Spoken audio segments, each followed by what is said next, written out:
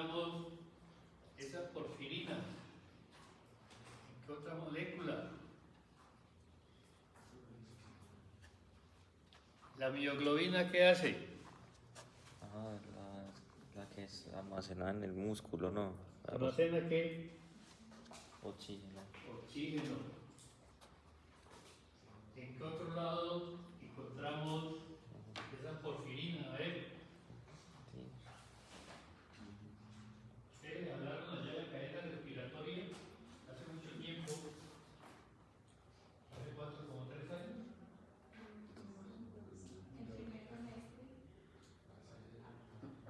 Hace 2. O sea que ese conocimiento está fresco. El juro. Allá en la cadena respiratoria, entonces, donde se da ese transporte de electrones y que a medida que pasa de un complejo a otro, se genera un gradiente de protones, porque a través de esos complejos de la cadena respiratoria se van a bombear protones desde la matriz mitocondrial hacia dónde? Hacia el espacio intermembrano, o sea, hasta ese espacio que queda entre la membrana externa de la mitocondria y la membrana interna, externa e interna.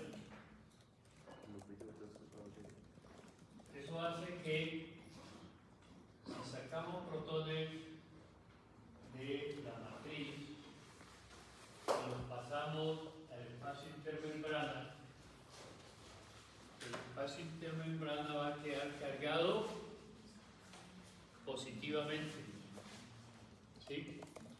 Porque van a abundar los protones y eso genera lo que se llama una fuerza protón electromotriz que tiene que ver mucho con la formación del ATP. Entonces se forma el ATP en la mitocondria. ¿En qué parte? En el complejo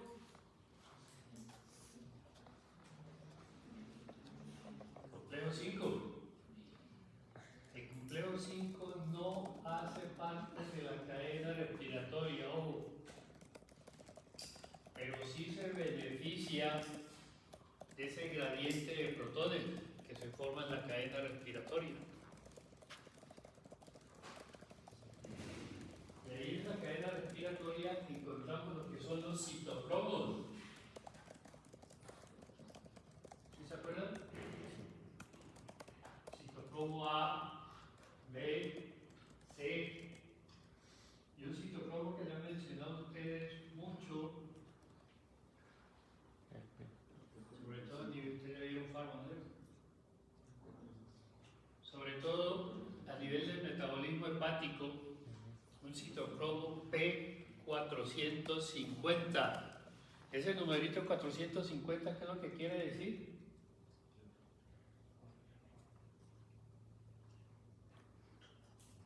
El pico de absorbancia de ese citocromo. Ustedes allá cuando en el primer laboratorio que hicieron en el semestre 1,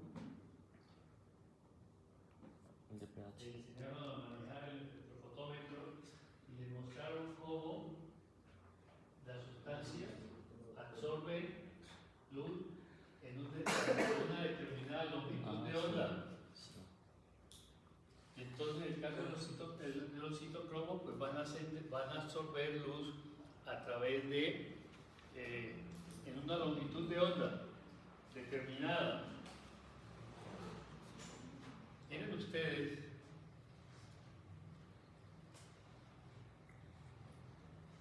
si esos citocromos estuvieran presentes, digan ustedes, a nivel de la córnea, a nivel de cristalino, ¿qué pasaría con la formación de las imágenes imágenes allá en la retina, tendríamos problemas.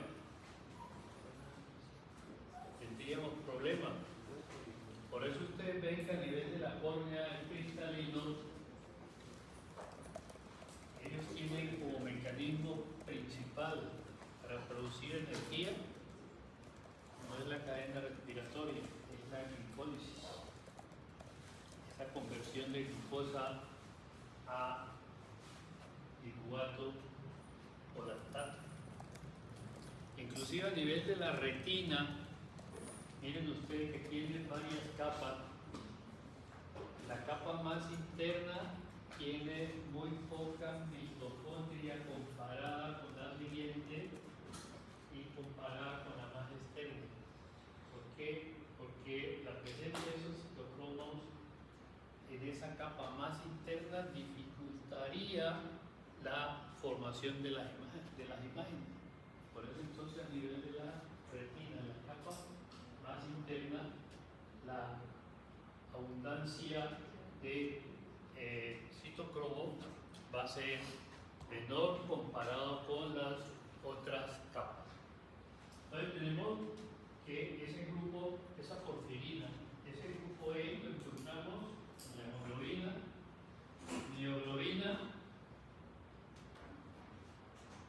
citocromos, y también lo vamos a encontrar haciendo parte de unas enzimas para que esas enzimas puedan funcionar. Por ejemplo, hay una enzima que se llama cistationina beta sintasa, que es la enzima que está eficiente en los pacientes que tienen homocistinuria clásica. Esa cistationina beta sintasa tiene en su estructura el grupo E o hemo, como también lo tiene una enzima que tiene que ver con el metabolismo del triptófano, la triptófano pirrolasa, y también está presente en la enzima que ustedes ya conocen, la catalasa. ¿Qué hace la catalasa? A ver. Degrada el peróxido de hidrógeno. ¿Se acuerdan cuál es la fórmula del peróxido de hidrógeno?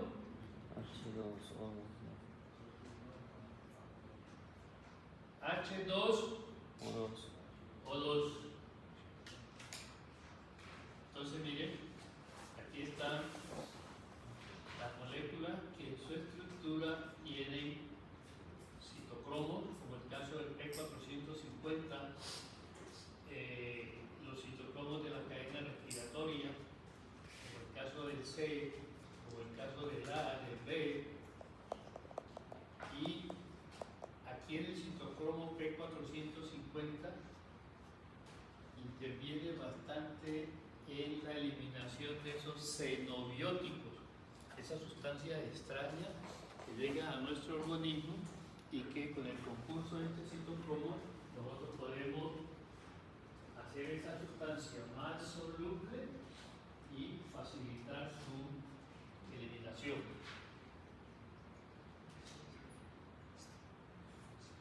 Esta es la estructura de una porfirina. Observen que vemos aquí, que esta estructura es cíclica. Está formada por 4 pirroles que ahí aparecen con los números romanos 1, 2, 3 y 4, y que esos pirroles estarían unidos, miren ustedes, a través de unos puentes metenilos, y entonces tenemos un puente alfa que une el pirrol 1 con el 2, el beta, el 2 con el 3, y el gamma entre el 3 y el 4, y entre el 4 y el 1 estaría el puente metenilo que une el 1 con el 4. Quiero hacerle especial énfasis en este puente metenilo alfa, porque cuando ese grupo hemo, durante su degradación, este puente metenilo alfa se rompe y entonces tendríamos que se forma una estructura abierta. En este caso se va a llamar biliverdina.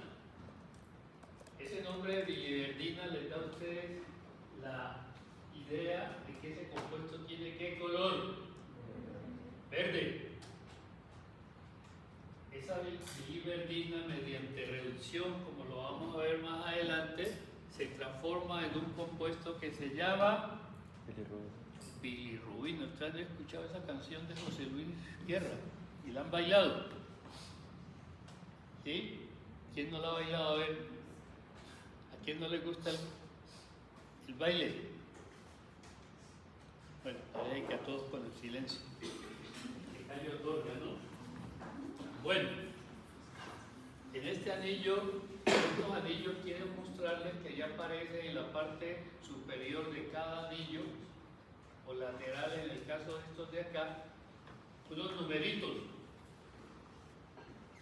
Esos numeritos están indicando que allí van unos radicales, unos sustituyentes, y que la presencia de determinados radicales en esos numeritos, allí en esas posiciones donde están los números, van a hacer que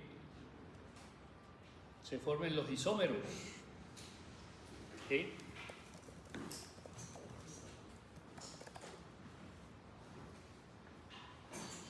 Miren, esta porfirina, miren ustedes que en estos puentes metenilos tiene un enlace doble y que esos dobles enlaces aparecen de forma alterna. Miren, aquí, acá, acá y acá. La presencia de esos dobles enlaces de manera alterna en esta estructura es la que va a hacer que este compuesto bajo la luz ultravioleta presente fluorescencia. Fluorescencia. Entonces, de aquí en adelante lo que vamos a ver es cómo nosotros, a partir de qué enzima regula la síntesis de esa porfirina. Esta es una forma sencilla de representar la estructura de una porfirina. Observen ustedes que aquí hay una distribución simétrica entre esos sustituyentes, donde la A quiere decir acetilo y la P quiere decir propionilo. Miren el orden en que aparecen esos radicales acetilo, propionilo. Miren, acetilo, propionilo, acetilo, propionilo, acetilo, propionilo, acetilo, propionilo, y aquí propionilo, acetilo.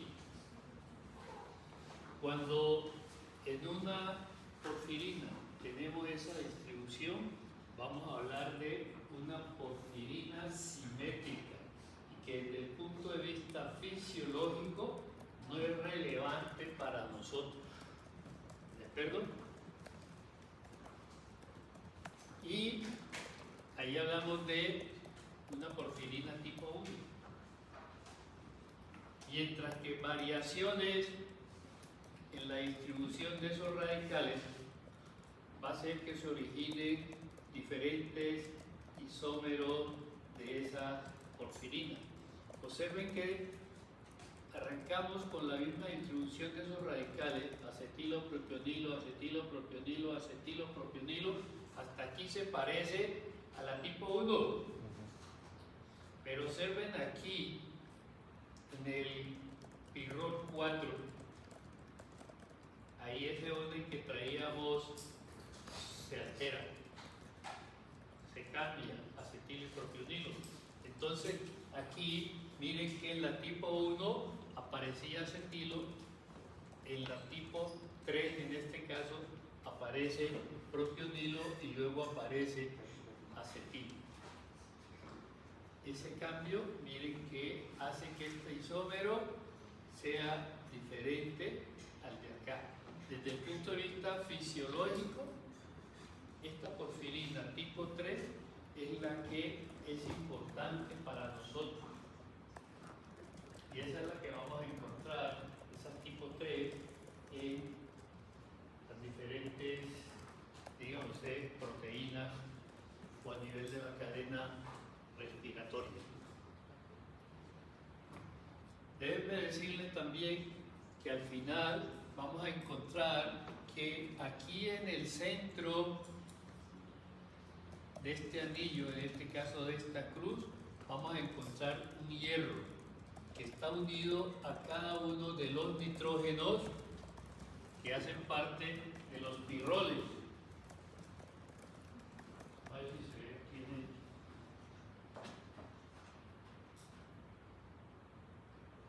Observen aquí, cada pirrol tiene un nitrógeno y aquí en este centro estaría un átomo de hierro que se va a unir a cada uno de estos pirroles.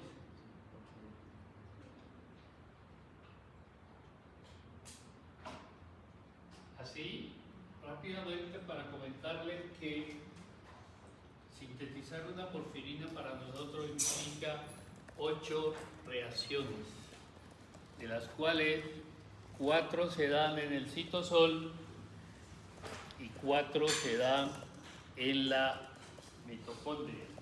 Dicho de otra manera, la primera se da en la mitocondria y las 3 últimas también se dan en la mitocondria.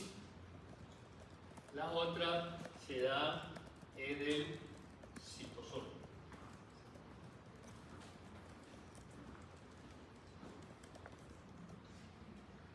¿Cómo es que nosotros formamos esa estructura cíclica? ¿Cuáles son los ingredientes, los precursores de esa estructura cíclica? Uno, succinilcoenzima A, ¿dónde lo han visto ustedes? ¿Ah?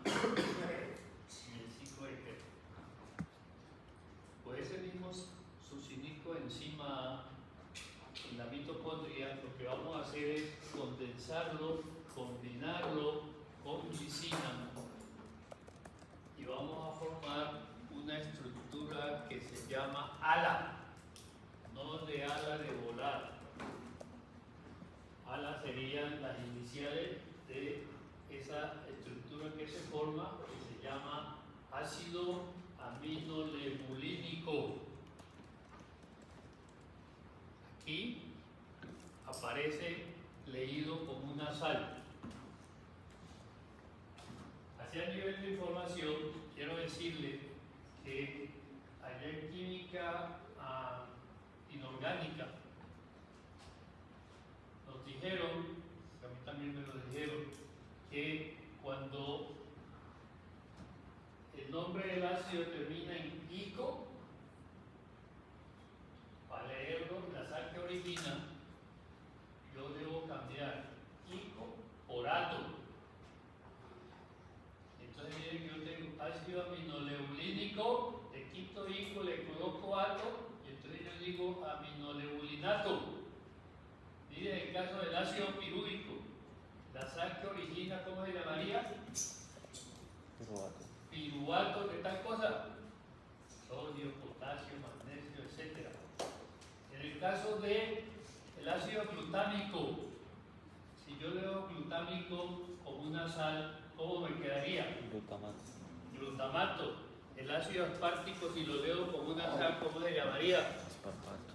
Aspartato, y así sucesivamente.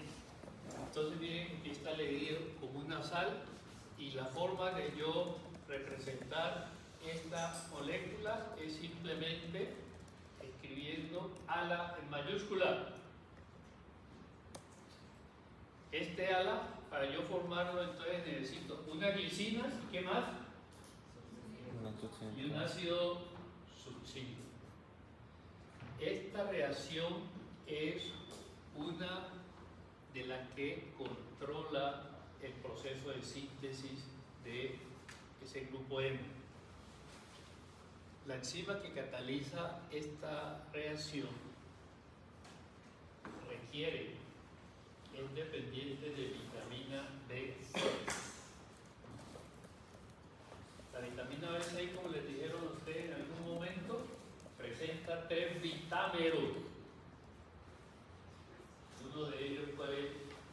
El fosfato de piridosal.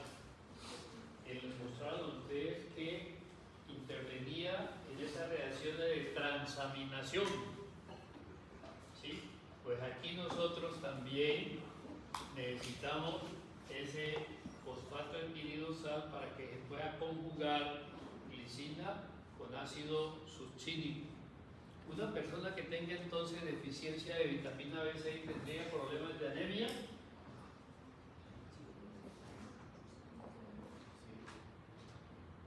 ¿Por qué creen que tendría?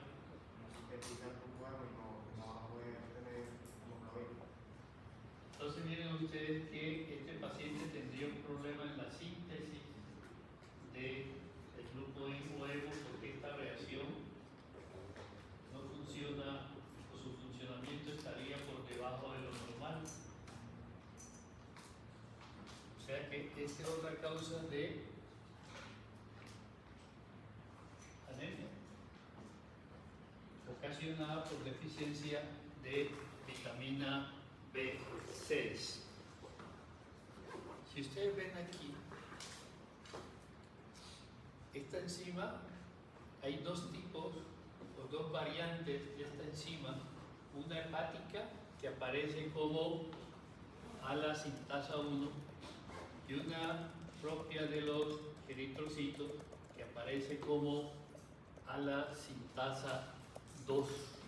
Miren ustedes que general o mayoritariamente esta síntesis del grupo Imo-Emo ocurre en la médula ósea y en el hígado.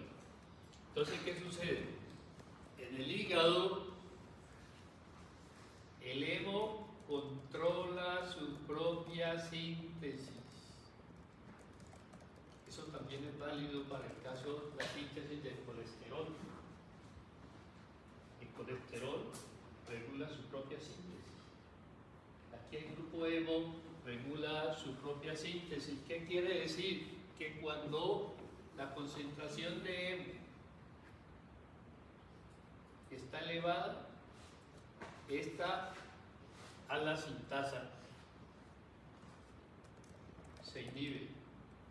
Y más que inhibir la enzima es que a nivel hepático este hemo actúa como un represor de la síntesis de esta enzima ala-sintasa. Entonces disminuye la síntesis de ala-sintasa y por consiguiente disminuye la concentración de hemo. Miren ustedes que la ala-sintasa 2, su funcionamiento depende de la disponibilidad de hierro. Entonces, cuando tenemos deficiencia de hierro, tenemos problema en la síntesis del grupo Imo y por consiguiente en la formación de la porfirina y del grupo Emo. Algunas drogas, diré, como el caso de los esteroides, estimulan o inducen la síntesis de la ala-sintasa. ¿Eso qué quiere decir? Que si nosotros estimulamos la síntesis de ala-sintasa, por consiguiente se va a sintetizar más grupo Emo. Y eso entonces vamos a ver que hay personas que tienen deficiencias de una de esas 8 enzimas que intervienen en el proceso de síntesis de la porfirina. Por consiguiente, al faltar una enzima, el sustrato de esa enzima se acumula y a partir de allí se producen unos desarreglos y eso se conoce con el nombre de porfirias. Las porfirias.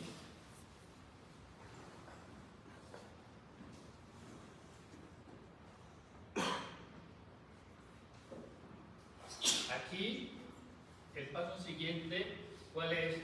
Ya formamos el ala a partir de la glicina y el ácido succínico y con el concurso de la ala sintasa. Ahora lo que vamos a hacer es coger dos ala y los vamos a combinar. Esa combinación de dos alas nos va a llevar a formar un compuesto que se llama orfobilinógeno. Miren, ahí tenemos el primer pirrol. Ese orfobilinógeno se puede escribir como PBG en letras mayúsculas. Entonces mi pregunta es, en el PBG, para nosotros sintetizar un PBG, ¿cuántas glicinas necesitamos? 2. ¿Cuántas? 2. ¿Y cuántos ácidos succínicos? 2. 2. Bueno, esa condensación la hace esta enzima que se llama ala deshidratasa.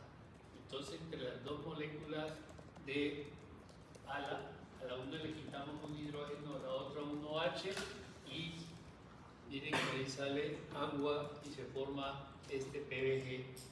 Esta ala deshidratasa, miren ustedes, que también, dijéramos así, es inhibida por el grupo hemo y también por el plomo. Estas personas que trabajan constantemente con plomo van a tener aquí problema en esta reacción para la formación de el PBG. Ahora, ¿qué vamos a hacer?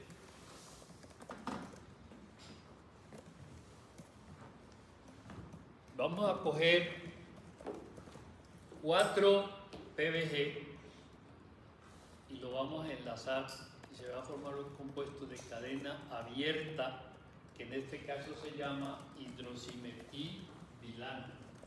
Miren, para poder unir esos pirroles toca quitarle el grupo amino a 3 pirroles. Por eso aquí sale 3. ¿Este cómo se llama?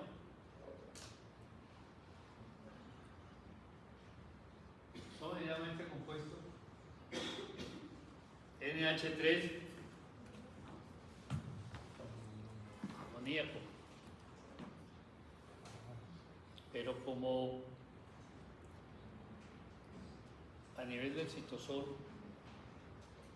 hay protones, entonces con facilidad ese NH3 se va a convertir en NH4. ¿Y el NH4 cómo se llama? Ion amonio. Miren que ustedes saben las cosas, pero les da miedo decirlo. Hombre, si se equivocaron aquí no va a pasar nada. Yo me equivoco con mucha frecuencia. ¿Y qué? Sigo siendo Alfonso. Equivocarse es algo inherente a nosotros. La única persona que no se equivoca fue él. O el único que no se equivoca es, ¿cómo se llama? Dios. Pero nosotros los simples mortales, cada momento nos equivocamos. Entonces, vamos a quitarle grupos amino a cada pirrol, excepto a uno, y se va a formar este compuesto que se llama hidroximetilbilano. Mire que es un compuesto a una estructura abierta, y darle nombre a una enzima es muy fácil. Uno no se aprende esas enzimas que intervienen en cada una de esas reacciones. No, lo que uno, para darle el nombre, debe tener en cuenta, uno, ¿cuál es el sustrato de esa enzima? Aquí el sustrato de esta enzima es el PBG. ¿Qué está pasando en esa reacción? Miren que le estamos quitando los grupos amino a estos compuestos. Es decir, lo estamos desaminando. Sustrato, qué pasa en la reacción y al final vamos a agregar el sufijo o la terminación en asa. Por eso el nombre de la enzima siempre termina en asa. Entonces yo diría porforinógeno desamin, le agrego asa, porforinógeno desaminasa.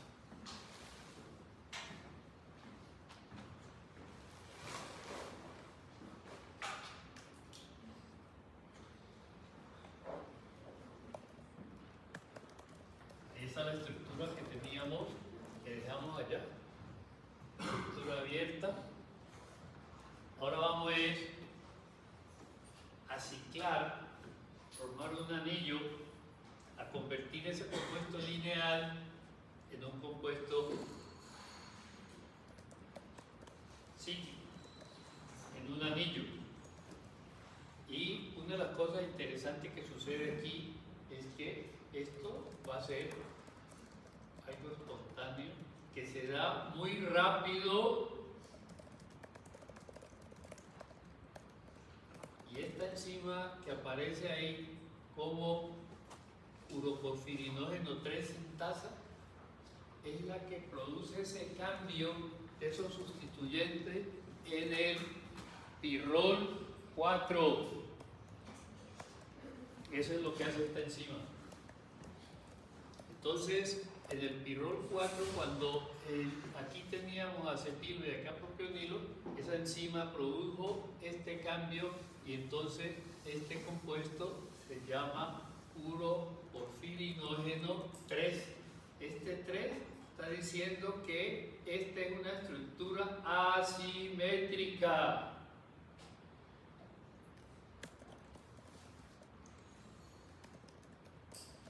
Mayoritariamente, ojo, ese hidroximetilbilano fluye por acá. Quiere decir que una mínima parte se va a venir por acá. Y al venirse por acá, origina las porfirinas tipo 1, que son las que no nos interesa a nosotros como tal. A nosotros nos interesa son las tipo 3.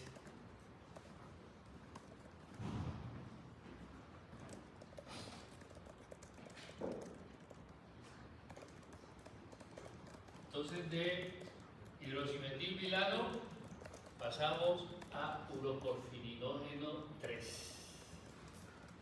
¿Qué va a pasar ahora? En esta estructura nosotros tenemos en cada pirrol un sustituyente que se llama acetilo, que ahí aparece con la letra A. Y tenemos también 4 sustituyentes que aparecen con la letra P, de propionilo. Aquí lo que vamos a hacer es coger a cada uno de esos acetilos y le vamos a quitar un CO2. Si nosotros al acetil o al acetato le quitamos CO2, nos queda un grupo medio. Entonces esta enzima que se llama uroporfirinógeno 3 descarboxilasa, miren que a cada uno de los metilos le quita el grupo carboxilo, por eso allí salen 4 CO2 y se forma un compuesto que se llama coproporfirinógeno tipo 3. Ahora lo que vamos a hacer es que a 2 de esos 4 propionilos, sobre todo los que están en el pirrol 1 y el pirrol 2, le vamos a quitar un CO2 y se va a formar entonces este compuesto que se llama protoporfirinógeno. Miren, aquí ya aparece otro tipo de porfirinógeno, tipo 9. Entonces Entonces, esos propionilos, al perder el CO2, se van a convertir en un radical que se llama vinilo. Entonces, miren que en el pirrol 1 había un propionilo, ese se descarboxiló y en su lugar quedó un vinilo, como también va a pasar en el pirrol 2. Los otros dos pirroles, el 3 y el 4, conservan su propionilo.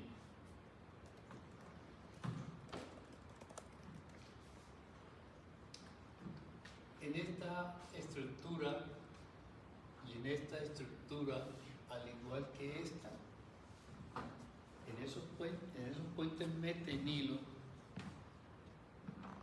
no debe aparecer ese doble enlace.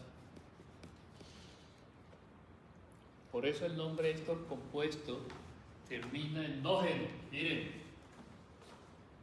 yo digo aquí uroporfirinógeno, aquí digo coproporfirinógeno, acá digo protoporfirinógeno. Y cuando aparecen esos dobles enlaces que es al final, yo en lugar de decir protoporfirinógeno voy a decir protoporfirina. Porque esos compuestos, al tener esos puentes metenilos, entonces ahora sí van a presentar fluorescencia, coloración. Estos que terminan en nógeno son incoloros. Pero cuando ya terminan en hino, en ina, ya implica que son compuestos coloreados. Entonces, de uno pasamos a copro, de copro a proto, porfirinógeno, y ¿qué va a pasar ahora? Lo primero que vamos a hacer es, a este protoporfirinógeno, aquí se adelantó, quiso falta un paso, es quitarle hidrógeno a esos puentes que unen un pirrol con otro, y ahora sí va a aparecer esos dobles enlaces en estos puentes metenilos. Este compuesto como tal, miren ustedes que se formó cuando le quitamos hidrógeno, miren que el nombre termina en ina. Esto quiere decir que este compuesto coloreado bajo la luz ultravioleta presenta coloreado este color. ¿Qué nos queda ahora? Nos falta integrar en el centro de ese anillo tetrapirrólico el hierro. Y ese trabajo lo hace una enzima que se llama ferroquelatasa, una enzima mitocondrial, llamado también hemosintasa, y miren ustedes allí, en el centro del anillo aparece un hierro que tiene como número de oxidación, ¿cuánto? 2 más. Por allá en hematología les hablaron de el hierro en forma ferrosa y el hierro en forma férrica. Para que la hemoglobina pueda transportar oxígeno, este hierro tiene que estar en forma ferrosa, o sea, hierro más 2. Porque cuando está el hierro está en forma férrica, hierro más 3, la hemoglobina no transporta oxígeno. Solo cuando ese hierro está allí en hierro más 2, entonces ahí vamos a hablar de que esta estructura unida a la globina puede transportar el oxígeno. Miren, aquí aparece entonces que esta estructura que hemos formado la vamos a encontrar en la hemoglobina, en la mioglobina, que le permite al músculo almacenar oxígeno, en los citocromos, como por ejemplo el citocromo A, el B, el C, el citocromo P450.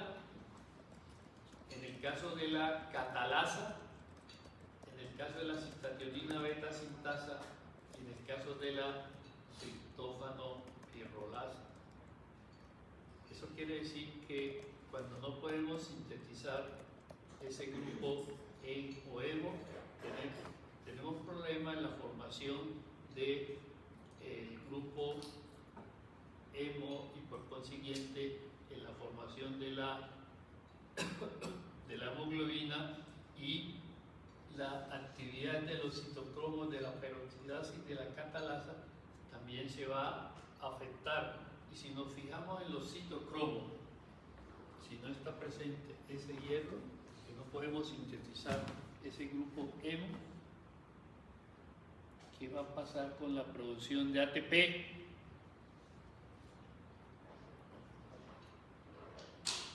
Disminuye. Y si nosotros no podemos producir la suficiente energía en forma de ATP, se nos dificulta hacer trabajo. Nos vamos a fatigar rápido porque nuestros tejidos van a estar pobremente oxigenados. Y de esa forma miren ustedes que hemos sintetizado el grupo E o hemo, que hace parte de esas moléculas que yo les he mencionado. Sintetizar ese grupo hemo implica para nosotros 8 reacciones, de las cuales 4 se dan en las mitocondrias y las restantes se dan en el citosol. En la mitocondria se da la primera reacción y las 3 últimas. El resto se da en el citosol. Hay personas que la información a nivel del gen que codifica para alguna de esas enzimas, de esas 8 enzimas, ha sufrido una alteración, una mutación. Entonces a lo mejor se va a sintetizar una enzima que no reconoce su sustrato.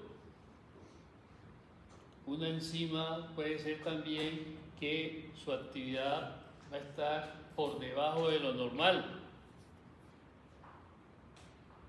Y entonces el sustrato de esa enzima, ¿qué va a pasar? Se acumula. Y a partir de esa acumulación se van a producir unos desarreglos que van a ser típicos de unas enfermedades que se llaman porfirias. Entonces las porfirias no es otra cosa que la pérdida de la capacidad de una persona para sintetizar ¿qué? Las porfirinas. Como estamos hablando de 8 enzimas, podemos hablar entonces de un número igual de porfirias. Esas porfirias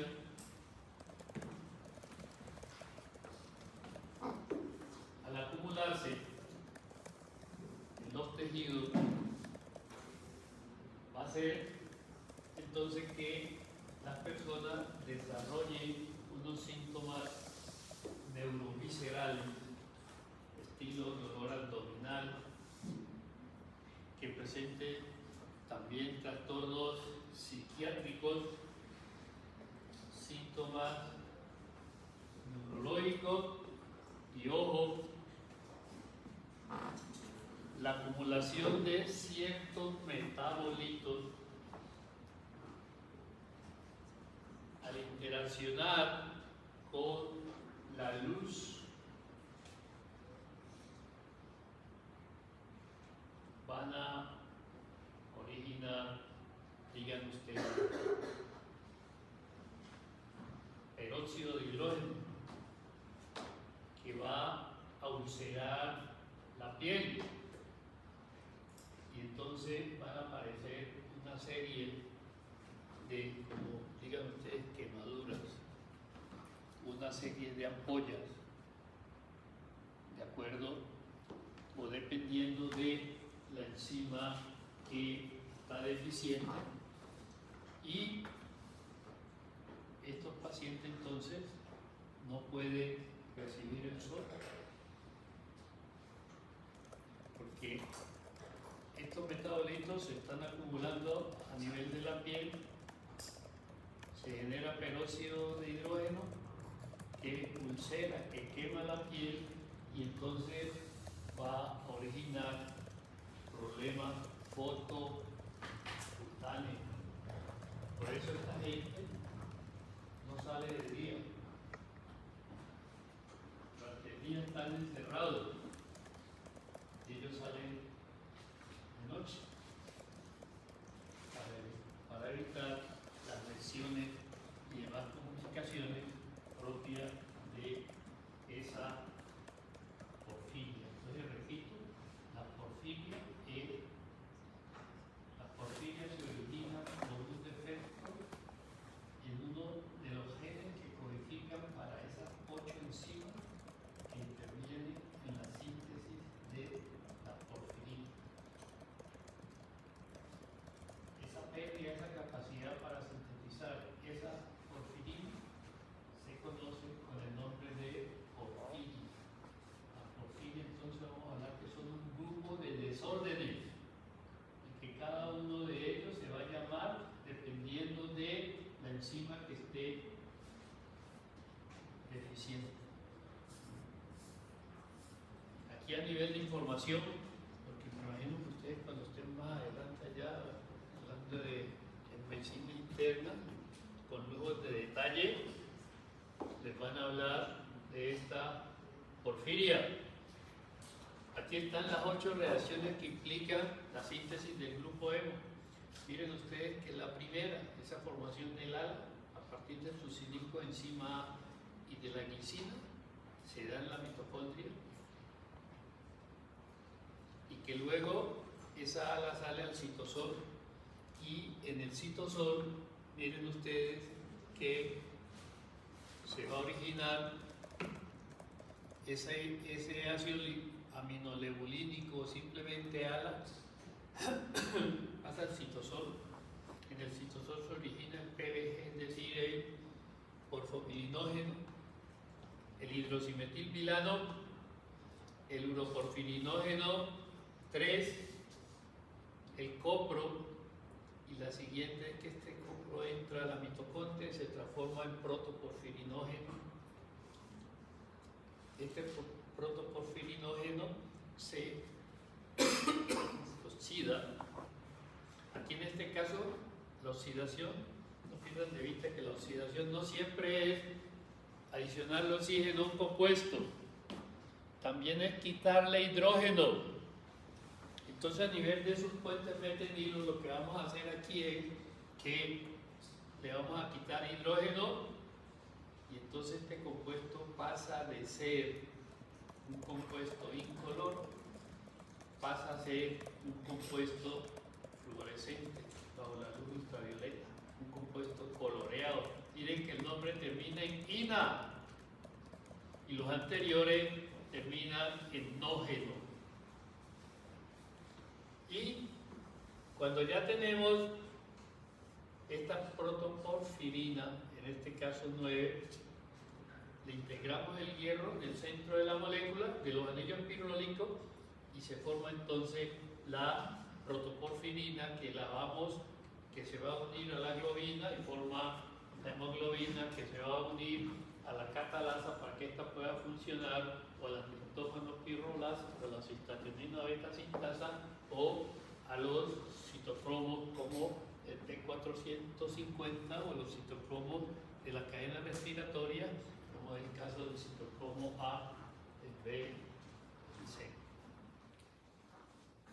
Entonces miren ustedes que aquí están las porfirias que se presentan cuando hay deficiencia de una de esas 8 enzimas.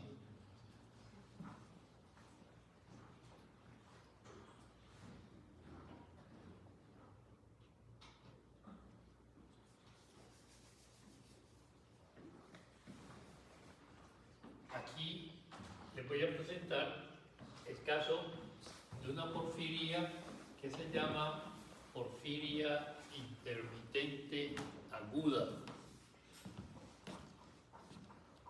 ¿Qué quiere decir eso? Que las personas que tienen porfiria intermitente aguda, ojo, y que se produce por que la PBG, la porfobirinógeno desaminasa, no puede formar el hidroximetilbilano, esa estructura abierta. Entonces, en ellos la síntesis de la porfirina llega hasta PBG. Por eso ellos, ojo, en ellos se acumula el ALA, que es el primero que se forma, luego el PBG, y como tenemos problemas en la formación de las porfirinas tipo 3, que son las que no interesan, hay formación de, entonces, de la, aumenta la formación de las porfirinas simétricas, es decir, las tipo 1. A estas personas no les conviene vivir estresadas. Cuando ustedes tienen un examen, ¿se estresan? Sí. Pero miren que uno se estresa cuando no lo ha preparado lo suficiente. Pero si yo he preparado mi examen con tiempo, la noche antes del examen yo me pongo a ver, yo me llamo o me pongo a ver cualquier novela o un partido de fútbol. Me relajo. Pero si no he estudiado lo suficiente, me estreso. Y esa misma situación va a hacer que ustedes entiendan menos lo que están estudiando. Y en muchos casos lo que hacen es perder el tiempo. Por eso es muy bueno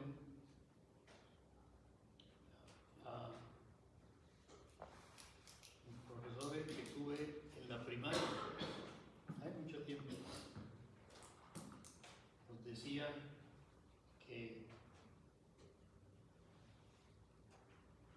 lesión vista, lesión estudiada. Si estudian con tiempo, ¿por qué va a estar estresado trasnochándose la noche anterior?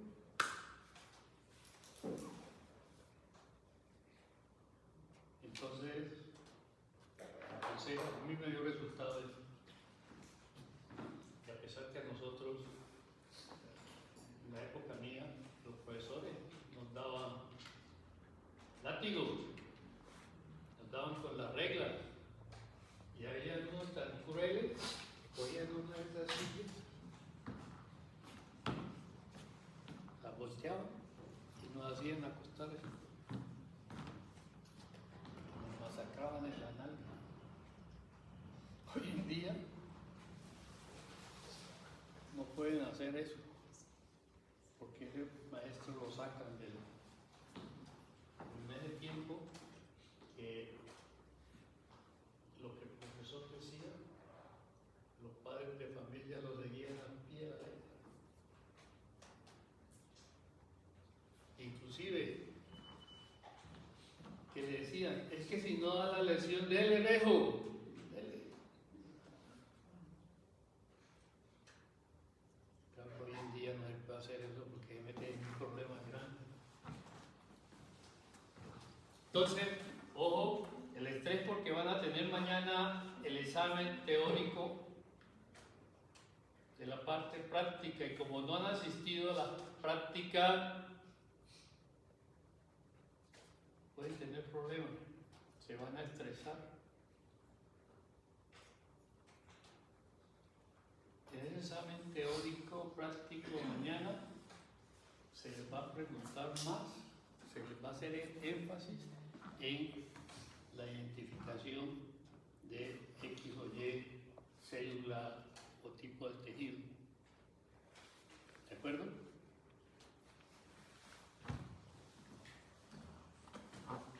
Miren, el estrés y el ayuno hacen que aumente la actividad de esta enzima que se llama hemosigenasa 1. Esta hemosigenasa lo que hace es hidrolizar ese enlace alfa que une el pirol 1 con el 2. Eso quiere decir que si hacemos eso, ¿qué va a pasar con la concentración del grupo hemo? Disminuye. Si disminuye el grupo hemo, la primera reacción catalizada por la ala sintasa, al no estar presente el hemo, ahora va a funcionar mal. Entonces, eso trae como consecuencia que se va a acumular más ALA, que se va a acumular más PBG y van a aumentar las complicaciones. Entonces, a estas personas no les conviene estresarse. Inclusive cuando el novio y la novia están peleando, que venían por WhatsApp comunicándose unas 20 veces al día, déjenle las llamadas, como tuvieron un encontrón, entonces cada uno manejando su ego, pues yo no la llamo, la otra dice yo tampoco, pero están ahí pendientes de que suene ese teléfono, que ya saben a qué hora, sin brava, pasa el tiempo. Nada de comunicación. Empiezan a tener problemas de sueño. Empiezan a no comer. Entonces miren ustedes que ese estrés y ese ayuno disminuyen la concentración de hemo y hace que esos metabolitos de la primera, que forman la primera reacción, lo que forman en la segunda, aumenten. No pueden hacer dietas para adelgazar. Ojo, no se les recomienda fumar porque el tabaco induce la síntesis del citocromo P450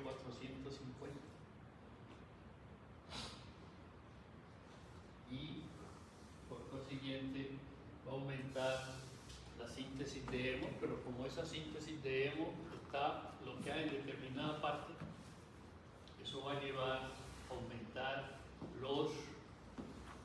el sustrato de la enzima que está deficiente.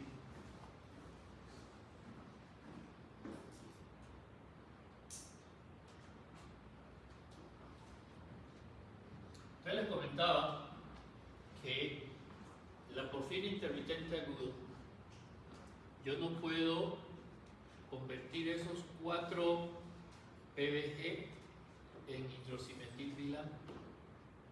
Por eso usted se acumula y se acumula el ALA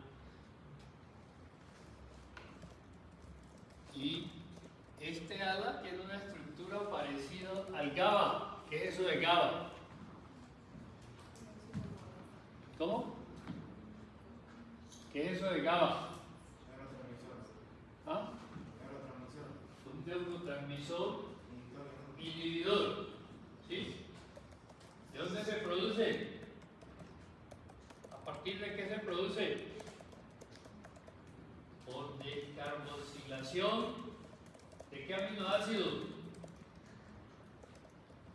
ácido glutámico.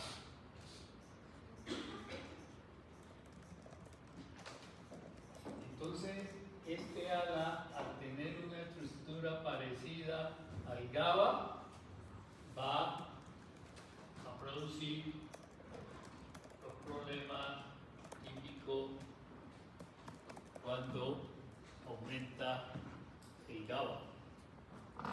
Todo eso debido a que esta enzima no funciona. Entonces se acumula el PBD, se acumula.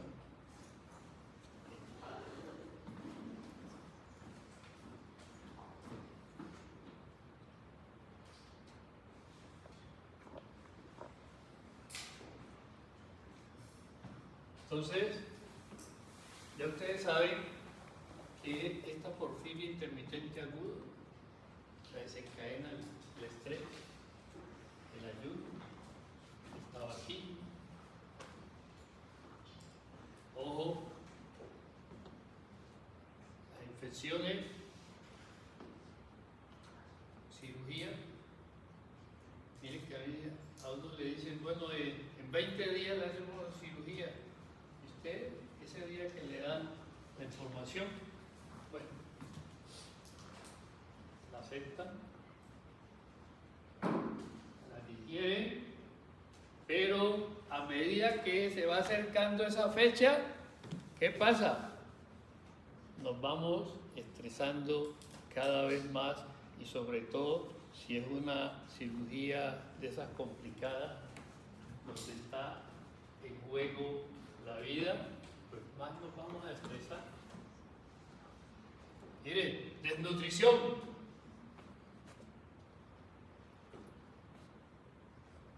Sustancias que aumentan la actividad del citocromo P450, en el caso de los esteroides.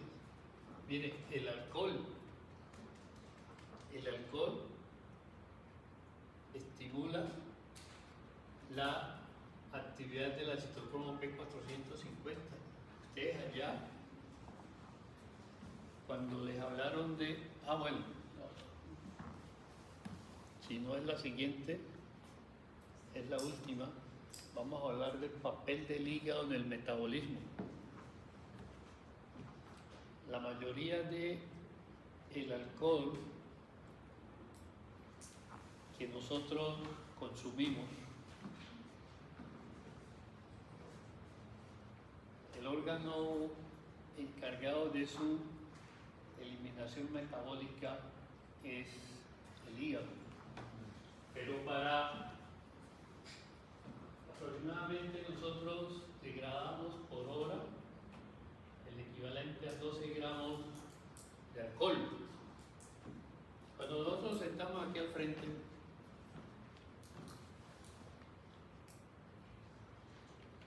con los parceros, y entonces pedimos cerveza. Y esas cervezas las tomamos alrededor de la primera por ahí, unos 15 minutos. La segunda,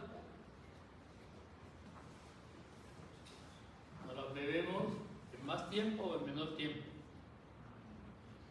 A ver, si la primera nos la tomamos al cabo de 15 minutos, la segunda nos la vamos a tomar en menor tiempo. Y la tercera en menor tiempo, y la cuarta en menor tiempo. ¿Ustedes saben cuál es el contenido de alcohol de una cerveza? Hay una que tiene más alcohol que otra.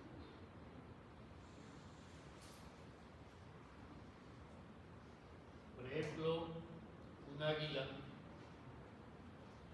tiene una concentración de alcohol equivalente al 4%. ¿Qué le está diciendo ese 4%? Que por cada 100 mililitros de esa cerveza hay 4 gramos de alcohol. La cerveza tiene alrededor de 350 mililitros.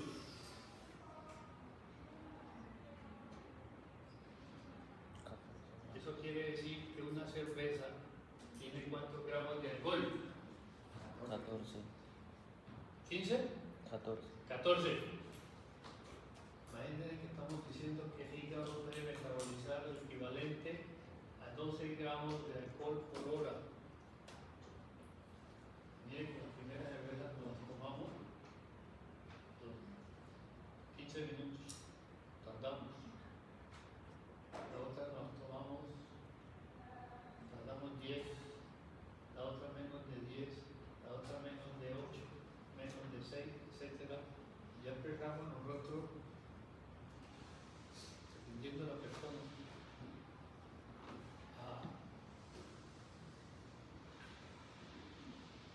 ese alcohol que no metabolizamos en exceso pasa a la sangre, nos desinhibimos, empezamos a hablar más de la cuenta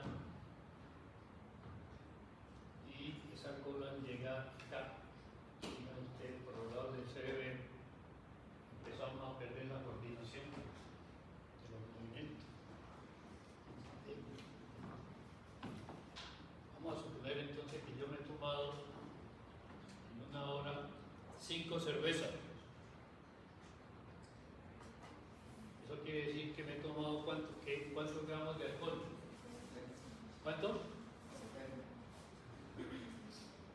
¿Sí? ¿70? Bueno, pero mi hígado solamente metaboliza 12.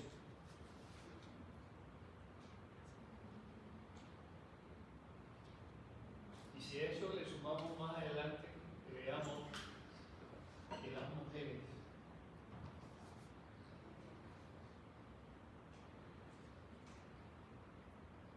no, algunos, pero la mayoría, al ponerse a tomar mano a mano con nosotros, primero se embriagan ellas, porque ellas tienen problemas a nivel de solubilidad del alcohol. Al tener más grasa, el alcohol es menos soluble. En cambio, los hombres, al tener mayor masa muscular, tienen mayor agua y ese alcohol se solubiliza. Y si miramos la concentración de alcohol, va a ser entonces mayor en la mujer. Por eso ellos ya se embriagan primero que los hombres. Cuando hay una, hay que quitarse el sombrero.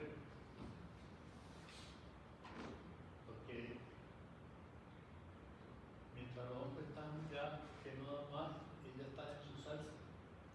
Como que si estuvieran solamente empezando a consumir. ¿Aquí hay alguna? Bueno, dejémoslo hasta aquí, no vamos a crear problemas aquí. ¿Sí? Nosotros para degradar el alcohol tenemos 3 sistemas, o 3 vías. La vía mayoritaria es donde interviene el alcohol deshidrogenasa y la acetaldehído deshidrogenasa. Esa es la principal. Hay una secundaria que implica el funcionamiento el funcionamiento del sistema microsomal, y hay una tercera que tiene que ver con la catalasa. Entre los alcohólicos crónicos, la segunda vía microsomal se desarrolla. En ellos, esa vía funciona más que en una persona no alcohólica. Y entonces, por eso ellos toleran mejor el alcohol que los no bebedores.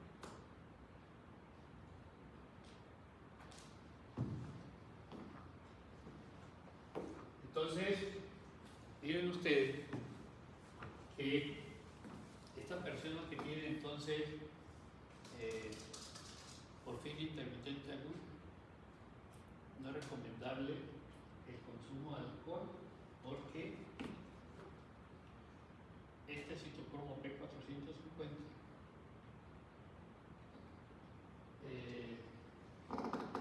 funciona más, como quien dice, mayor síntesis,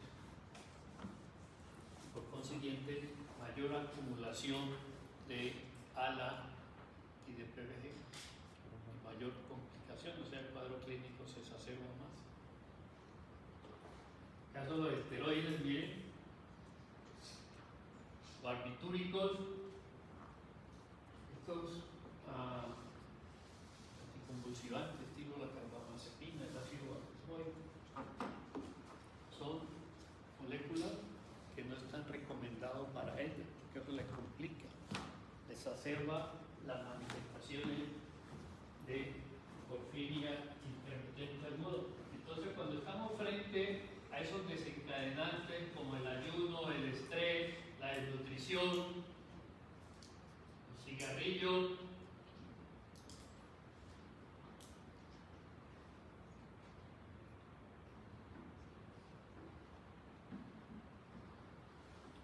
se va a desencadenar esta porfiria. Entre estos pacientes van a presentar náusea, vómito, dolor abdominal, estreñimiento, diarrea, distensión abdominal. Ojo,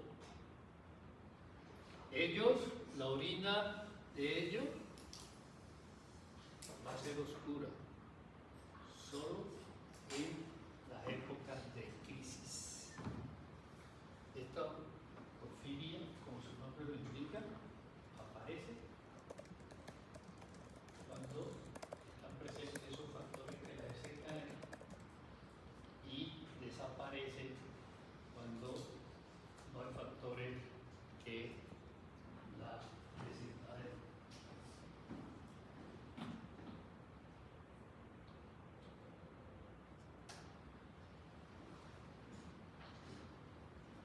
Tratamiento: evitar los factores que la desencadenan. En el caso de las mujeres, hay que inducir amenorrea para efectos de disminuir las manifestaciones clínicas. Miren ustedes, evitar el consumo de anticonceptivos orales. La terapia de elección, ¿cuál es? Administrar glucosa.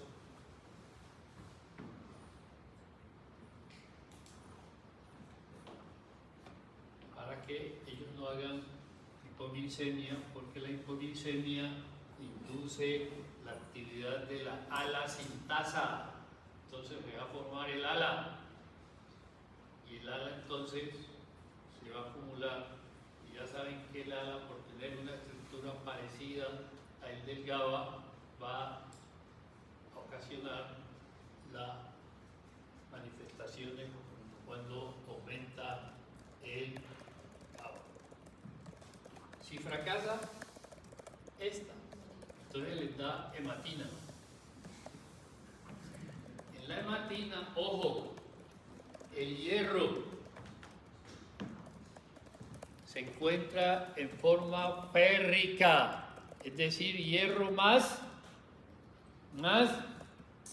3. Pero a pesar de que en la hematina el hierro está más 3, va a inhibir la primera reacción que implica la formación del ALA y la segunda reacción que implica la formación del PBG, del porfobirinógeno, que son los que se están acumulando en este problema.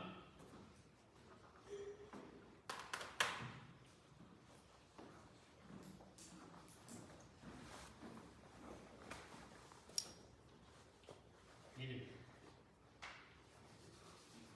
aquí para mostrarle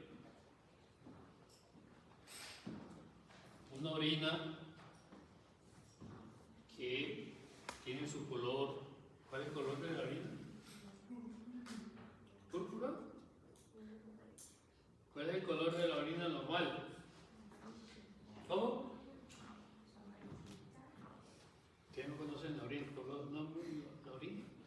color tiene la orina? Doctor, la suya. Hola, hola. ¿Sí? ¿Cómo?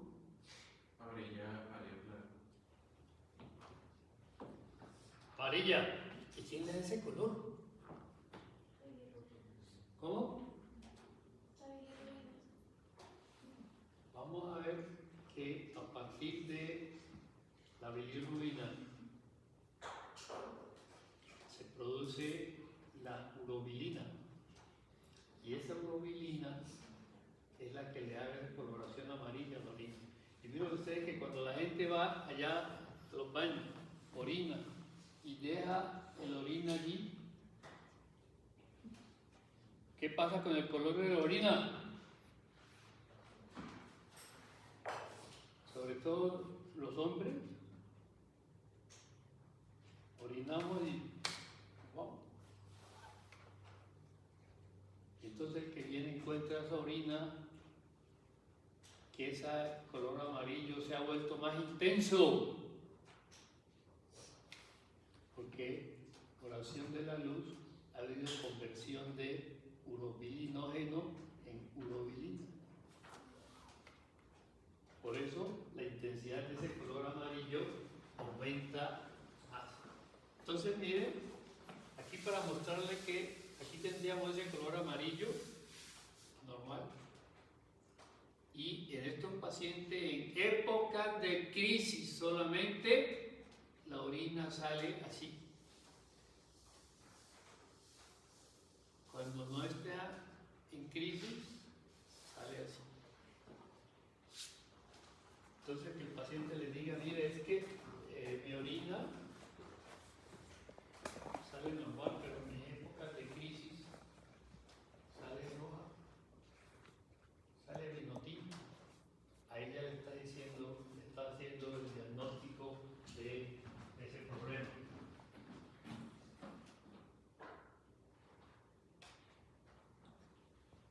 Y ese color de esa orina, bueno, aquí ya saben que lo normal es amarillo. Ese color de esa orina que le tomaron a este paciente en las épocas de crisis, miren ustedes que si diluimos el vino tinto, miren ustedes que este color que aparece aquí se parece mucho al color que va a presentar la orina de este paciente tomada en las épocas de crisis.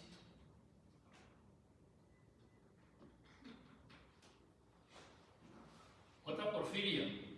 Vamos a ver las 8 o 9 que aparecieron allí. Pero más o menos quiero dejarles en mente que esa incapacidad para no sintetizar ese grupo en OEM produce una enfermedad que se llama porfiria. Y que si vamos a hablar de porfiria, entonces vamos a pensar que es un grupo de alteraciones que se producen por deficiencia de una de las 8 enzimas que intervienen en la síntesis de la porfirina. Miren ustedes que aquí yo he sintetizado el ALA, el PBG, cogí 4 PBG, formé esta estructura hidroximetilbilano y ahora lo que voy a hacer es ciclarla. Ese proceso de ciclación es muy rápido y entonces ahí es cuando viene la uroporfirinógeno 3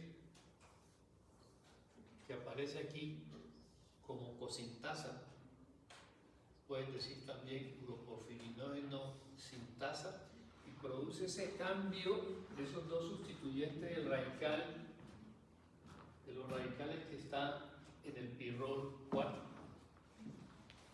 Y entonces ya aquí se nos forma este compuesto que se llama uroporfirinógeno tipo 3, que es un compuesto asimétrico. Porque miren que esta distribución disposición que traíamos hasta aquí. Aquí se cambió.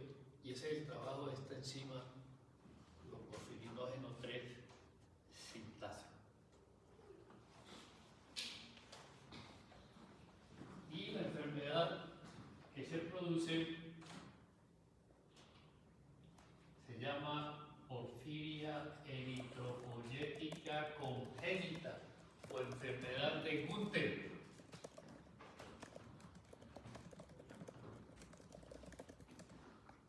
Miren, la orina sale coloreada desde el nacimiento, ojo. Mientras que la intermitente aguda solo aparece coloreada en las épocas de crisis. Aquí sale desde el nacimiento, coloreada. Inclusive que de estos pacientes con porfiria eritropoyética congénita o enfermedad de Gunther, miren ustedes que hasta los dientes se van a colorear. Y es lo que se conoce con el nombre de eritodoncia. También los huesos se van a colorear. Yo les voy a mostrar ahora una diapositiva.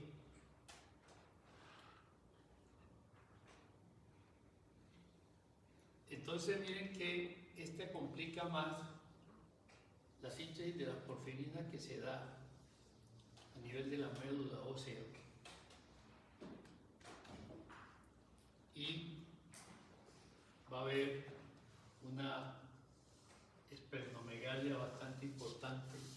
Miren ustedes, anemia, fotosensibilidad, lesiones cutáneas, mutilaciones a nivel del dedo, nariz y oreja.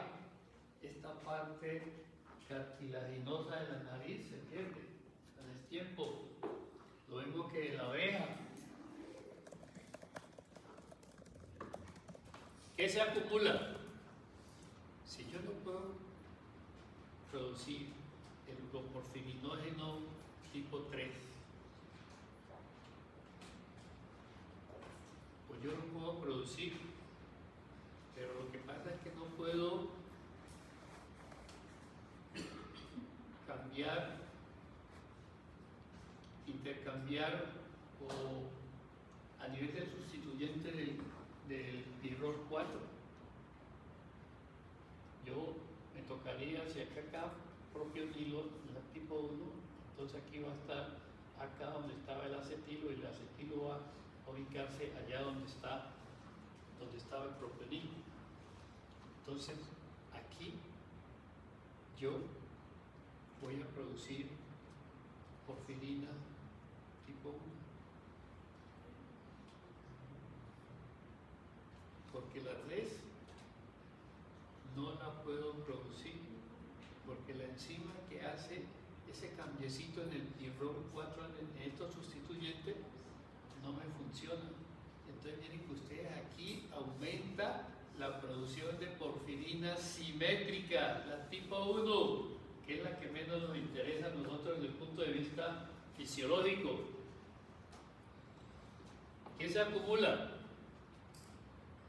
Hidroximetilbilano, uroporfirinas, sobre todo tipo 1, las simétricas, coproporfirinas, simétricas.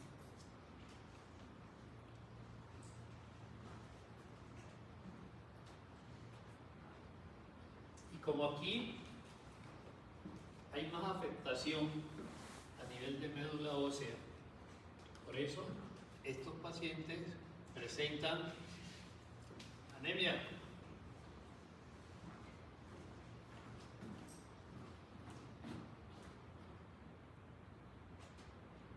Es una paciente española. Miren ustedes que la exposición de ella a la luz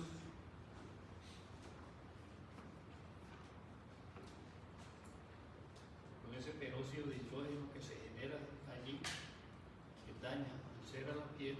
Por eso ustedes miren que presenta todas esas ulceraciones.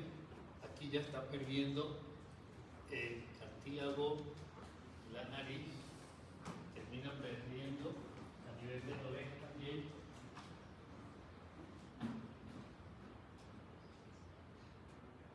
Observen aquí un paciente que tiene porfiria eritropoyética congénita o enfermedad de Gürtel. Miren que todas esas áreas del cuerpo que están expuestas a la luz, miren cómo se lesionan. Miren aquí, a nivel de los dientes, la coloración de la linfodoncia, y miren ustedes que uno espera que a nivel óseo también haya visión roja de los huesos.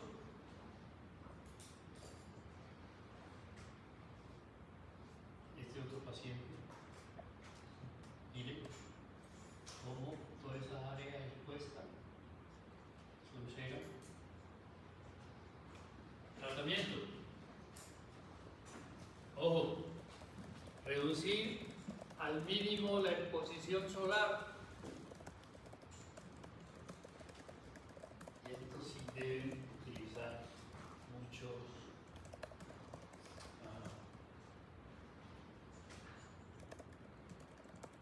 bloqueadores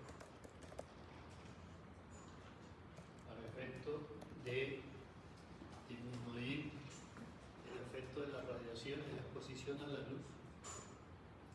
Deben evitar traumatismos cutáneos. Ojo, no consumir alcohol. Y ya saben que el alcohol para su degradación requiere de citocromo P450. Entonces aquí se va a estimular la síntesis de ese grupo E, pero ese grupo E va a llegar hasta determinada parte de la síntesis y se van a acumular los metabolitos que producen los desarreglos. Evitar medicamentos, en el caso de los esteroides. Ojo, seguir una dieta alta en carbohidratos para evitar los problemas de hipoglicemia y además la glucosa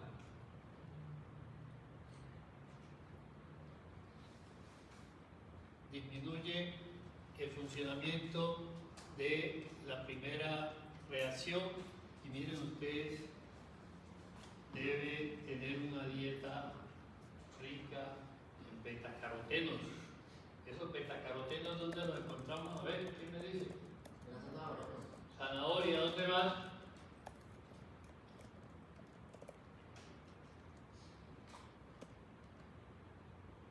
Pimentón, podría ser. Tomate, podría ser. Esos betacarotenos, por un lado, tienen actividad antioxidante. Entonces miren que ahí en ese caso vamos a disminuir el efecto de agentes oxidantes como el peróxido de hidrógeno, que es el que está ocasionando las lesiones a nivel cutáneo.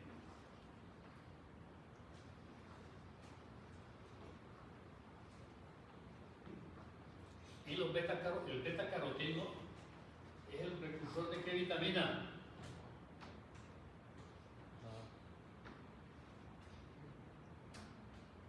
Ahí, betacaroteno, gamma caroteno, etcétera.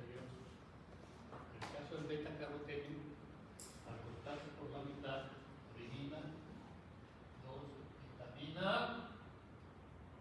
A. En este caso también tendría actividad antioxidante. Y como en ellos, el hígado, el vaso ha crecido más de lo necesario, entonces se debe considerar la desperdicio.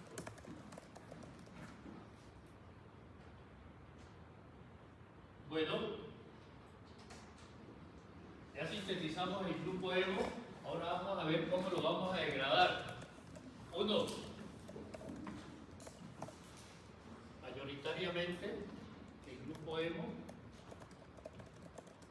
procede de esa destrucción de los eritrocitos. Un eritrocito, la vida media de un eritrocito, ¿cuánto es? ¿Cuántos días? 120. 120 días. Eso quiere decir que nosotros diariamente estamos destruyendo eritrocitos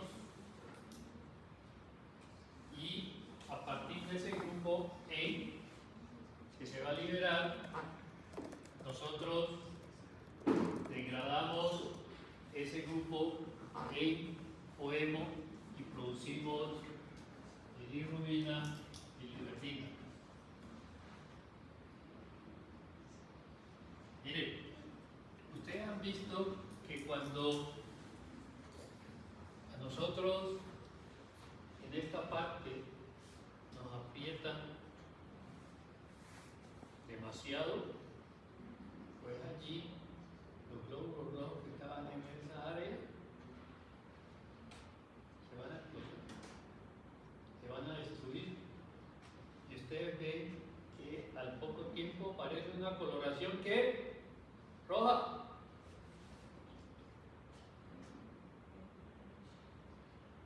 Pasados unos días empieza a aparecer allí una coloración roja, que ya la teníamos, aparece una coloración verde. Esa coloración verde que está apareciendo nos está indicando la transformación de este grupo hemo en biliverdina. Y esa transformación es catalizada por esta enzima que se llama hemoxigenasa, que es la que va a romper ese enlace alfa del anillo pirrólico, es decir, ese enlace que une el pirrol 1 con el 2. Miren que necesitamos NADPH, presencia de oxígeno, aquí sale NADP. ¡Ojo! Esta es una de las pocas reacciones que nuestro organismo libera o produce monóxido de carbono. CO, se libera el hierro. Este hierro lo podemos reciclar y se forma esta estructura abierta, donde en un extremo tenemos el pirrol 1 y en el otro extremo el pirrol 2 y en el centro tenemos el 3 y el 4. Esta biliverdina, ese color verde que ya nos apareció allí mismo vamos a reducir esta biliverdina. Miren que ahí entra NADPH, sale NADP, y entonces el NADPH aporta estos nitrógenos de este, y entonces aquí ya cambia de coloración esa biliverdina, y ahí se va a llamar bilirrubina. Este color aquí debiera ser ¿qué? ¿Color qué? Amarillo. La bilirrubina es un producto de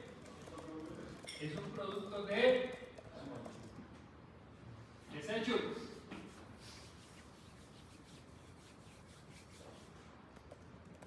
Es un producto del desecho. Y ustedes ven que ese color amarillo va desapareciendo con el tiempo. ¿Y por qué va desapareciendo con el tiempo? Porque la albúmina se encarga de ir recogiendo esa bilirrubina y llevarla al hígado.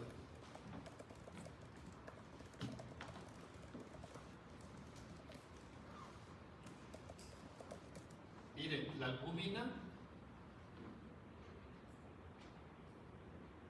además de jugar un papel importantísimo en eso que se llama la presión oncótica. ¿Qué es la presión oncótica? La presión que hacen las proteínas para mantener el agua dentro Del vaso sanguíneo. Recuerden ustedes que la albúmina es una de las proteínas más abundantes en la sangre. A nivel del plasma equivale a las 2/3 partes. La albúmina, miren ustedes, que transporta entonces bilirrubina, ácidos grasos, calcio, magnesio, antibióticos como la ampicilina, miren, salicilatos. Entonces miren ustedes que en la medida que ácidos grasos libres, la ingesta de sulfonamida, salicilato y ampicilina puede, por competencia, evitar que la albúmina se una a la bilirrubina y por consiguiente disminuye su llegada o disminuye su transporte al hígado. Ojo, la bilirrubina libre, yo les voy a decir ahora cuál es la bilirrubina libre, puede atravesar la barrera hematoencefálica, llegar al cerebro, colorearlo, sobre todo los núcleos basales, y puede interferir con el funcionamiento de la membrana celular.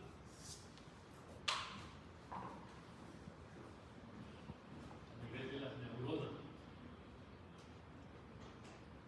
Observen aquí, la albúmina sacó, se unió esa bilirrubina que se formó aquí y la llevó al hígado. Entonces en el hígado, ahí a nivel de la superficie del hepatocito, hay unos transportadores. Uno de ellos se llama la bilitraslocasa. Otro transportador es una proteína que transporta aniones orgánicos.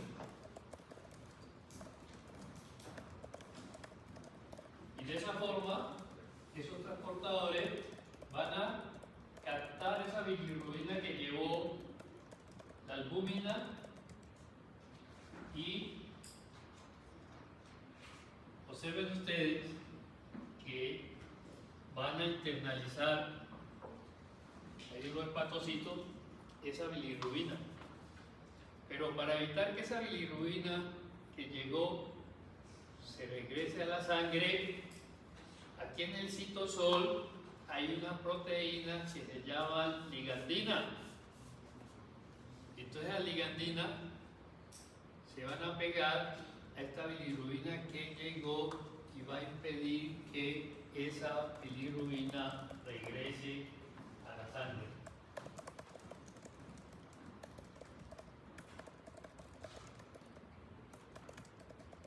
Aquí le estaba contando que para que esa bilirrubina sea captada por el hepatocito, hay unos transportadores como cuál, uno que se llama bilitraslocasa, otro que se llama una proteína que transporta aniones orgánicos, hay uno que se llama una proteína fijadora de bromosultaleína bilirrubina. Entonces estos son los que van a permitir que esa bilirrubina que llevó a la albúmina se pueda internalizar y para que no se salga del hepatocito, entonces las ligandinas se van a pegar a esa bilirrubina y van a impedir su regreso a la sangre. Entonces miren, aquí está lo que les he dicho, albúmina transportando la bilirrubina. Aquí tenemos transportadores como la bilitraslocasa, la proteína fijadora de aniones orgánicos, que aquí parece como ABP. A través de estos transportadores ingresa la bilirrubina. Pero aquí ya sabemos que para que esa que llegó no se salga, se van a pegar, se pegan a la ligandina y impiden su regreso a la sangre, y entonces esas ligandinas van a acercar esa bilirrubina al retículo endoplasmático. Uno, la bilirrubina es un producto de desecho. Dos, es una sustancia de naturaleza hidrofóbica. Entonces, aquí en el retículo, ¿qué es lo que vamos a hacer? Vamos a transformar esa sustancia que es insoluble en una sustancia soluble y de fácil eliminación. Y entonces, ¿qué es lo que hace el retículo? El retículo le va a pegar una molécula que le va a conferir a la bilirrubina carga eléctrica. Si ya tiene carga eléctrica, se va a hacer soluble. ¿Y qué compuesto es que le pega? Una sustancia que viene o que se forma por oxidación de la glucosa, que se llama ácido glucurónico. Entonces le pega una molécula y se forma el monoglucuronato de bilirrubina, y le pega una segunda molécula de ácido glucurónico y se forma el diglucuronato de bilirrubina o bilirrubina conjugada o bilirrubina directa o bilirrubina soluble. Y ahora les cuento por qué se llama directa. Esta bilirrubina conjugada viene acá a Golgi.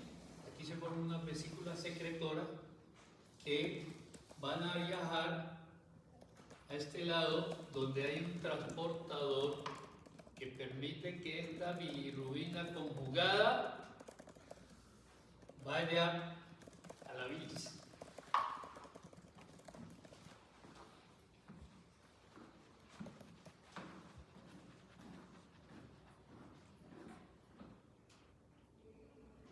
Aquí está la conjugación. Miren que bien sea que el primero se pegue acá o bien sea que el primero se pegue acá, y el resultado va a ser la formación del diglucuronato de bilirrubina. Ojo, los andrógenos disminuyen la actividad de la enzima que conjuga la bilirrubina. Los estrógenos hacen todo lo contrario, aumentan la conjugación de la bilirrubina.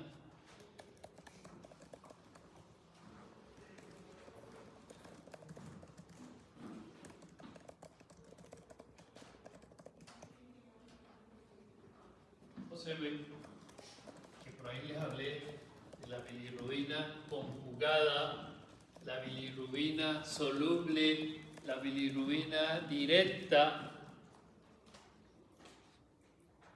y que mayoritariamente la vamos a encontrar haciendo parte de la bilis. Bueno, miren, unos señores se dedicaron a mirar o a trabajar en las técnicas que nos permitirían medir la concentración de bilirrubina en sangre.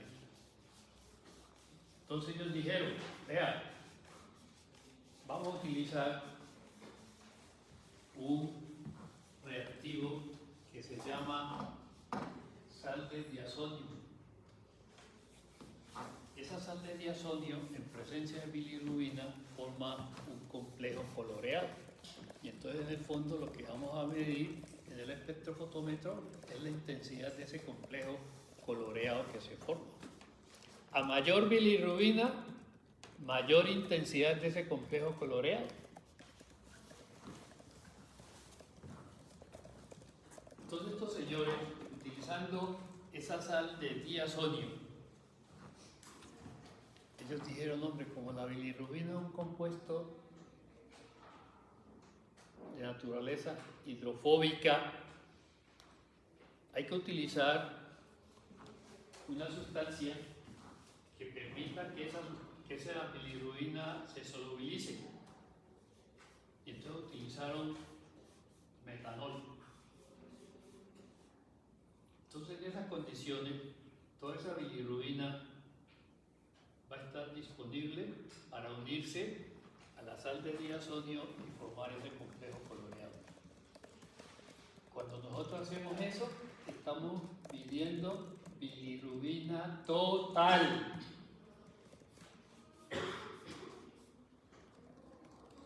Pero ellos un día se les olvidó agregarle el metanol y encontraron que había una parte de la bilirrubina que reaccionaba con esa sal de diazonio y se formaba un complejo coloreado. A esa parte o esa porción de bilirrubina que reaccionaba en ausencia de el metanol, le dieron el nombre de bilirrubina directa.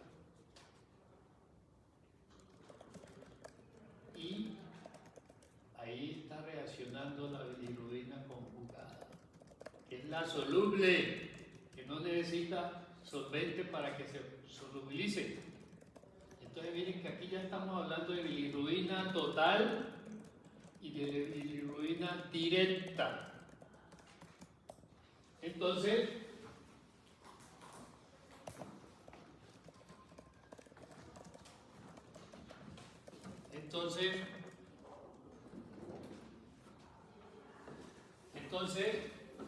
tenemos bilirrubina total, que equivale a decir utilizar solvente, el reactivo diazo y medir el complejo coloreado. Bilirrubina directa. Omitimos la adición del solvente. Y si omitimos la adición del solvente, va a reaccionar la porción de bilirrubina que es soluble, es decir, la bilirrubina conjugada. Ya se le dio el nombre de bilirrubina directa.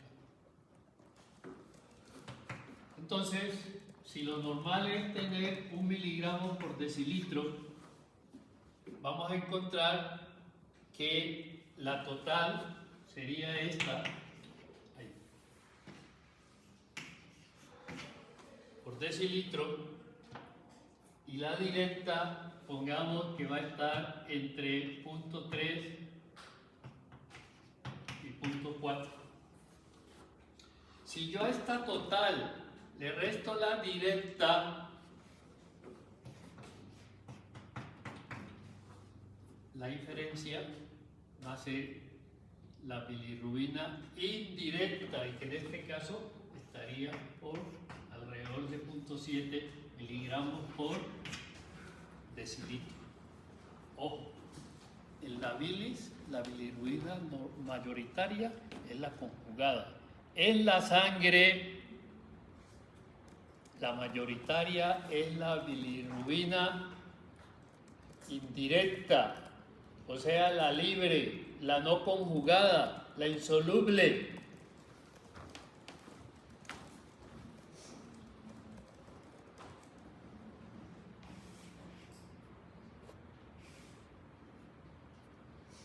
Cuando esa bilirrubina a nivel de la sangre alcanza concentraciones de más de 2 miligramos por decilitro, esa bilirrubina libre, la no conjugada, la insoluble, se difunde hacia los tejidos y los colorea.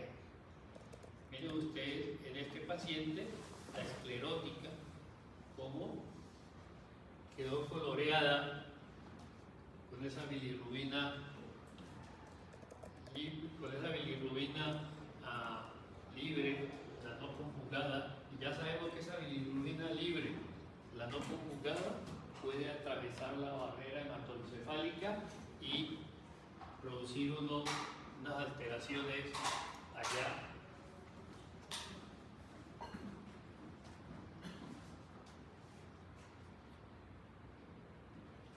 Observen ustedes, Lo normal es que esta bilirrubina de la sangre, la albúmina la lleve al hepatocito. El hepatocito la capta a través de esos transportadores como la bilitraslocasa o la proteína transportadora de aniones orgánicos, y entonces entra a el citosol del hepatocito. Para que no se vaya a regresar a la sangre, entonces esa albúmina que llegó se une a una proteína, en el caso de la ligandina, que la van a acercar al retículo donde esa bilirrubina se va a conjugar. Conjugar es unirla al ácido glucurónico.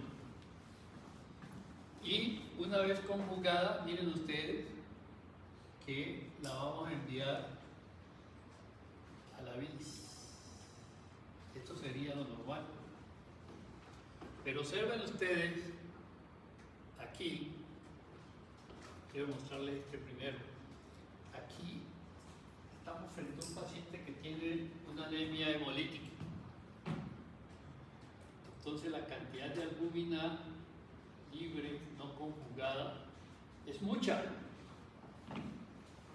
Entonces, esto va a saturar la captación, va a saturar la conjugación, y miren ustedes que el retículo, por más que quiera, la conjugación no pasa un tope.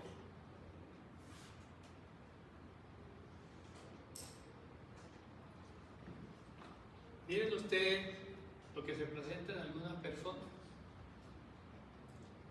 Hubo captación, hubo conjugación, pero ese paso del hepatocito a los conductos no se da por falta de un transportador. Entonces esta bilirrubina conjugada pasa a la sangre, y cuando a este paciente le miden la bilirrubina directa, o sea la conjugada, la soluble, la conjugada va a estar aumentada. Miren ustedes este caso. La concentración de esta bilirrubina, digamos que es normal. Que el proceso de captación normal, pero aquí falla el proceso de conjugación. No podemos transformar esta bilirrubina no conjugada en bilirrubina conjugada aquí en el retículo. Entonces, ¿ya qué hace? Se devuelve a la sangre. Y aquí va a aumentar entonces la bilirrubina libre, la no conjugada, la insoluble, la indirecta. Observen lo que pasa aquí. Esta persona maneja niveles de bilirrubina,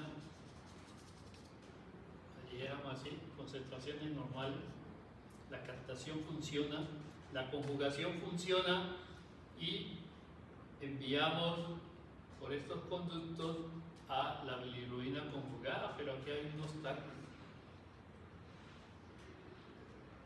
Este obstáculo impide que esta bilirrubina siga hacia los conductos y sea almacenada en la vesícula. Entonces, ¿ya qué hace? Llegó aquí, como no pudo pasar, se regresa acá a la sangre, y aquí vamos a encontrar en este paciente la bilirrubina conjugada, la bilirrubina directa, la bilirrubina soluble, la vamos a encontrar aumentada en este paciente. Entonces miren ustedes que en algunas ocasiones está aumentada es la bilirrubina libre, en otra está aumentada la bilirrubina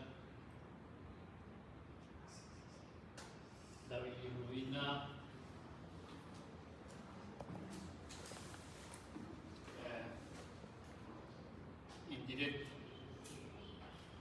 ¿En qué situaciones se aumenta la bilirrubina indirecta? Y con esta terminamos. Pacientes con anemia hemolítica. En la ictericia fisiológica neonatal hay un porcentaje importante de recién nacidos que el primer día todo normal, el segundo bien, pero ya el tercero se vuelve entero.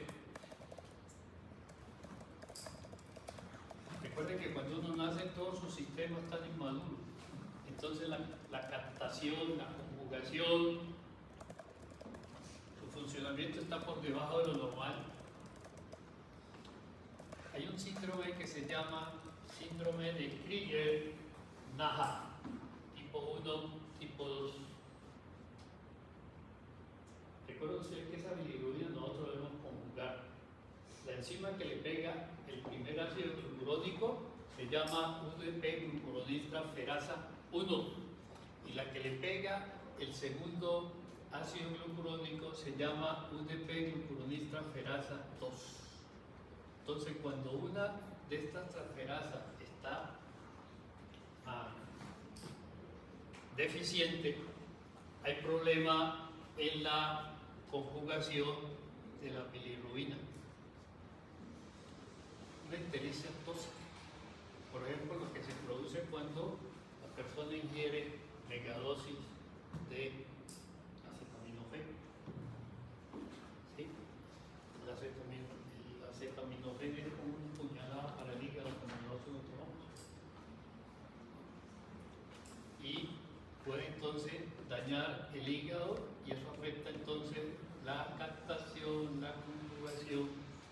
Y aquí tenemos el síndrome de Gilbert. Se produce por una deficiencia parcial en la actividad de esta UDP-glucuroniltransferasa, conjugación. Entonces, estos pacientes normalmente van a tener una hiperbilirrubinemia por los lados de 5 miligramos por decilitro. Dejemos allí. Me acaba de decir Manuel que ustedes pueden hacer la revisión del segundo parcial el lunes a la 1. Sí. ¿Estoy en lo cierto? Bueno, entonces la hacemos el lunes.